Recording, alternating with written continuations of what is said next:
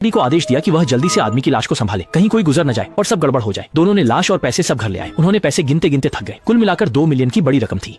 यह अनुचित धन दो गरीबों को जीवन की चोटी पर ले जा सकता है। टाइडी ने तो बैग में एक बंदूक भी पाई। इस चीज को कभी नहीं छूने वाले। टाइडी हाउ चीशिन दाफा जेगो।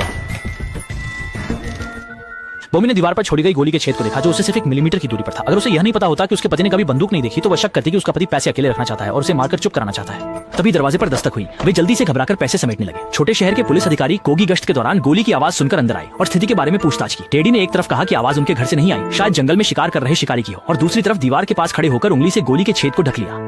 सौभाग्य से टेडी और कोकी पुलिस अधिकारी कई वर्षों से अच्छे भाई हैं और टेडी ने जल्दी से कोकी को विदा कर दिया। आंगन में आकर टेडी ने फिर से जल्दी से कार के ट्रंक को ढक दिया क्योंकि लाश अभी भी वहीं थी और उसे निपटाया नहीं गया था। कोकी ने टेडी को बताया कि हाल ही में जंगल में भालू दिखाई दे रहे हैं, इसलिए उसे सावधान रहना चाहिए।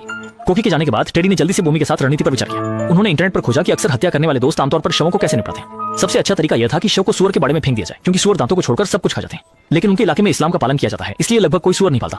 हालांकि जानवरों का उपयोग करके शव को निपटाने का विचार उन्हें सूझ गया। अगले दिन दोनों ने लाश को नदी के किनारे तक घसीटा। चूंकि इस त्रासदी की शुरुआत भालू से हुई थी तो भालू का उपयोग करके इसे समाप्त करना भी उचित था।